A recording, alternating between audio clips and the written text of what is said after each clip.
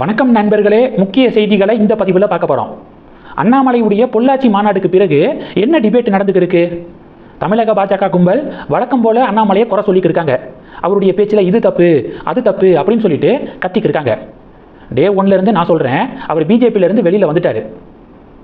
பாஜக காரர்களை திருப்திப்படுத்த வேண்டிய அவசியம் அவருக்கு இல்லை. புது பாதையில் போகணும் அப்படின்னு நினச்சி தான் பிஜேபியை விட்டு வெளியே வந்தார். பாஜக காரங்களை திருப்திப்படுத்தணும்னா அவர் பிஜேபியிலே இருந்திருப்பார். அதனால் இயக்கத்தை கட்சியாக மாற்றுவார். அதில் அவருடைய கொள்கைகள் எல்லாத்தையும் சொல்லுவார். அதில் உங்களுக்கு ஆட்சேபனை இருந்துச்சுன்னா அப்போ ஏதாவது நீங்கள் எதிர்க்கலாம். அதில் லாஜிக் இருக்குது.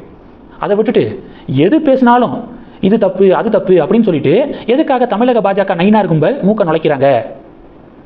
தமிழகத்தில் பிஜேபியை வளர்க்கக்கூடிய வேலையை பாருங்கள். அதை விட்டுட்டு அண்ணாமலையே பார்த்துக்கு இருக்காம அப்படின்னு நம்ம டே ஒன்லேருந்து சொல்லிக்கிருக்கோம். இப்போயும் அதை தான் நம்ம சொல்கிறோம். அதனால் நயினார் கும்பல் கத்துறதை நம்ம பெருசாக சீரியஸாக எடுத்துக்க வேண்டாம். மூத்த பத்திரிகையாளர் மணி யூடியூப் சேனலுக்கு பேட்டி கொடுத்துருக்காரு. அதில் என்ன சொல்லியிருக்காருன்னா, விஜய்க்கு 52 வயசு, உதயநிதி ஸ்டாலினுக்கு 50 வயசு ஆக போகுது. அண்ணாமலைக்கு எது பெரிய அட்வான்டேஜ்னா, இவர்களை விட கிட்டத்தட்ட 10 வயது அண்ணாமலை குறைந்தவராக இருக்காரு. இப்போ தான் அண்ணாமலைக்கு 42. அதனால் அண்ணாமலைக்கு நல்ல காலங்கள் இருக்குது, தேவைப்படக்கூடிய நேரம் அண்ணாமலைக்கிட்ட இருக்குது அப்படின்னு மணி ஒரு பாயிண்ட்டை சொல்கிறாரு. ரெண்டாவது, டிவிக்கே ஆட்சிக்கு வந்த உடனேயே அண்ணாமலை தனியாக ஒரு இயக்கத்தை தொடங்கிட்டார். இன்னும் 5 வருஷம் இருக்குது டிவிக்கே கவர்மெண்ட்டுக்கு. அப்போது இதுலேயும் அண்ணாமலைக்கு போதுமான நேரம் இருக்குது. முழுசாக 5 வருஷம். இந்த 5 வருஷம் தாவேக ஆட்சியில் நடக்கக்கூடிய பிரச்சனைகளை அண்ணாமலை சரியாக எடுத்து பேசினார்னா, டிவிக்கே ஆட்சி மீது அதிருப்தியில் இருக்கிறவங்க டிஎம்கே பக்கம் திரும்ப மாட்டாங்க, ஏடிஎம்கே பக்கம் திரும்ப மாட்டாங்க, அண்ணாமலை பக்கம் தான் திரும்புவாங்க. அதனால டிவிக்கே ஆட்சியுடைய செயல்பாடு பிடிக்காதவர்கள் அண்ணாமலைக்கு ஓட்டு போடுறதுக்கு அதிக வாய்ப்புகள் இருக்குது அப்படின்னு ரெண்டாவது பாயிண்டாக சொல்லியிருக்காரு. அதனால தான் டிவிக்கே கவர்மெண்ட்டை எடுத்தோனையே டே ஒன்லேருந்தே எதிர்க்கக்கூடாது, திட்டக்கூடாது, ஒரு குறிப்பிட்ட காலம் கொடுத்து அதுக்குள்ள தவறுகளை அவங்க சரி செஞ்சுக்கணும் அப்படிங்கிற டெட்லைன் வச்சிருக்காரு மலை. இது பார்க்கக்கூடிய மக்களுக்கு நல்ல அபிப்பிராயத்தை ஏற்படுத்தும். பாருங்க, டிஎம்கே ஏடிஎம்கே வன்மத்தை கக்கிக்கு இருக்காங்க டிவிக்கே கவர்மெண்ட்டுக்கு எதிராக. அண்ணாமலை சரியாக நடந்துக்கிறாரு, படித்தவர் தான், ஒரு குறிப்பிட்ட காலம் கொடுக்குறாரு அப்படின்னு இப்போவே பொதுமக்கள் அண்ணாமலையை ப்ரைஸ் பண்ண ஆரம்பிச்சிருக்காங்க. அடுத்து என்ன பண்ணுவார்? ஒரு வருஷத்துக்கு மேலே நடக்கக்கூடிய பிரச்சனைகளை ஸ்ட்ரிக்டாக தட்டி கேட்பார்.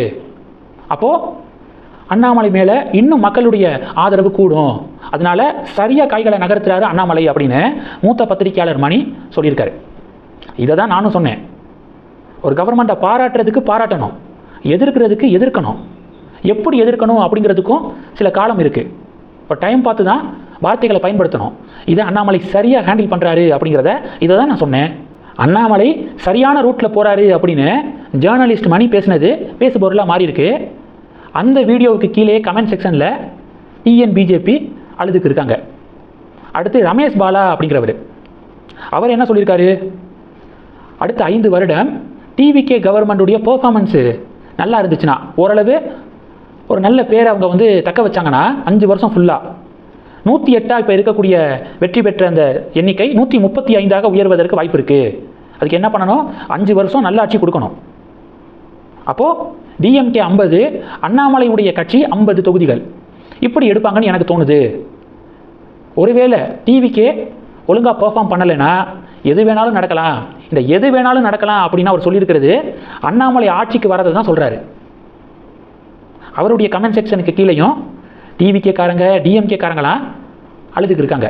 அது எப்படி அண்ணாமலை ஆட்சிக்கு வர முடியும் அப்படின்னு. அப்படி தான் டிஎம்கேவும் சொன்னாங்க டிவிகேவை. இன்றைக்கி விஜய் ஆட்சிக்கு வந்தார்ல, அதனால் அரசியல் களத்தில் என்ன வேணாலும் நடக்கலாம். இதை தான் ரமேஷ் பாலா குறிப்பிட்டிருக்காரு. இவர்களுடைய இந்த ஸ்டேட்மெண்ட்ஸை பற்றி உங்களுடைய பார்வைகளை நீங்கள் கமெண்ட் பண்ணலாம். அண்ணாமலை சொன்ன மாதிரி 2031 ஆட்சி மாற்றம் ஏற்படும் நினைக்கிறீங்களா, ஏற்படாதுன்னு நினைக்கிறீங்களா? உங்களுடைய பார்வைகள் என்ன? அண்ணாமலைக்கு இருக்கக்கூடிய பெரிய சவால் என்ன தெரியுமா? தமிழகத்தில் பிஜேபியுடைய பி டீமு, ஆர்எஸ்எஸ் சொல்லி தான் அண்ணாமலை தனியாக இயக்கம் தொடங்கியிருக்காரு அப்படிங்கிற விமர்சனம் தான் அண்ணாமலைக்கு பெரிய சவால். இப்போவே ஆரம்பிச்சிட்டாங்க.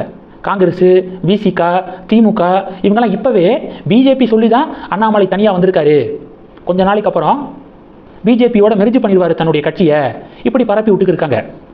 இதை அண்ணாமலை சமாளிக்கணும். இன்னைக்கு அண்ணாமலைக்கு எல்லாம் சாதகமாக தான் நடந்துருக்கு. ஏன் சொல்கிறேன்னா, இன்னைக்கு அண்ணாமலையை மிக கடுமையாக எதிர்க்கிறது தமிழக பாஜக கும்பல் தான். அண்ணாமலை அது பேசுறது தப்பு, இது பேசுறது தப்பு அப்படின்னு கடுமையாக எதிர்த்துக்கு இருக்காங்க. நயினார் கும்பலுடைய இந்த எதிர்ப்பு அண்ணாமலைக்கு தான் சாதகம். மக்கள் மத்தியில் நயினார் கும்பல் அண்ணாமலையை இப்படி எதிர்க்கிறாங்க, தமிழக பாஜக இந்த அளவுக்கு எதிர்க்கிறாங்க, அப்போது பிஜேபியுடைய பி டீம் கிடையாது அண்ணாமலை அப்படின்னு மக்கள் ஈஸியாக புரிஞ்சுக்குவாங்க. அதனால் இன்னும் நயினார் கும்பல் எவ்வளவு திட்டணுமோ அண்ணாமலையை திட்டுறது அண்ணாமலையுடைய பொலிட்டிக்கல் ஃபியூச்சருக்கு ரொம்ப நல்லது. இந்த செய்திகளை பற்றி உங்களுடைய பார்வைகளை மறக்காமல் கமெண்ட் பண்ணுங்கள். தொடர்ந்து கணக்கில் இருங்க. அடுத்தடுத்து நிறையா பதிவுகளை பார்க்க போகிறோம். நன்றி. ஜெய் ஹிந்த்.